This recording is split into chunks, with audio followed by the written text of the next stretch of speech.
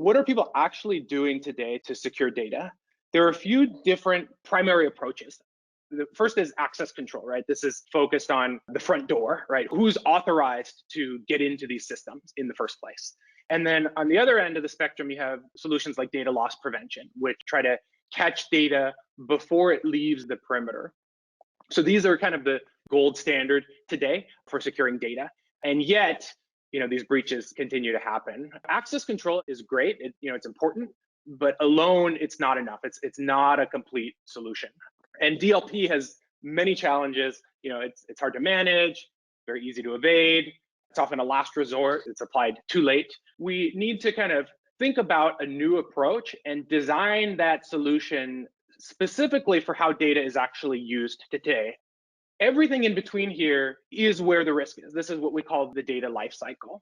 And I'll show you that this is both complex, constantly changing, and today the source of most of the biggest risk around data security. When I say data lifecycle, what do I mean?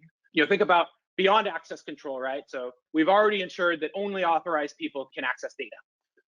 Here's kind of an illustrative example of what actually happens, in an organization with sensitive data, right? It gets loaded into environment, it's copied, it's transformed, it's extracted, streamed into other environments, it's downloaded, and then ultimately deleted or archived. There are many different touch points and interactions with data.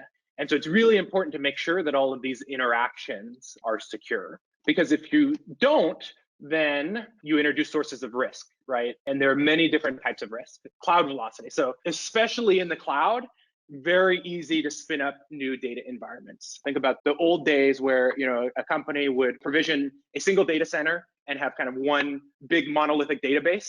And if someone wants to spin up a new database, there's a long process. They file a ticket. There's a review that goes to the data team. Today with the cloud, it's a few clicks, right? And very often, the engineering team is empowered to do this, right? Companies want to maximize the use of data. And so they empower the teams to create the environments and the tools that they need to get the data in the form that they can access it. And so this creates a challenge, right? Just keeping up with those changes.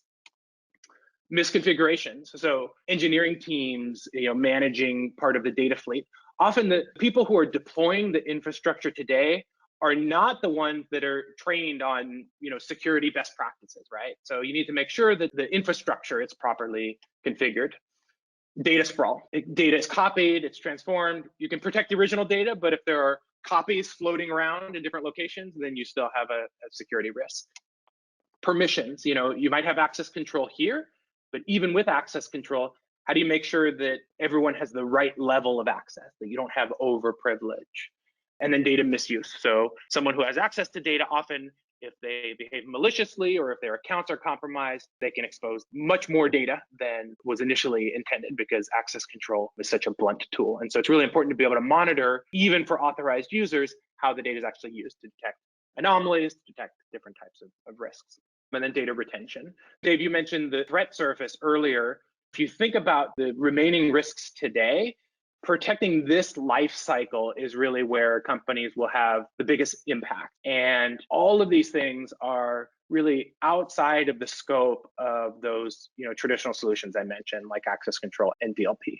So you really need to kind of go back to first principles and focus on, this is the new world order. This is how data is actually used. How can we design a solution specifically to address these sources of risk?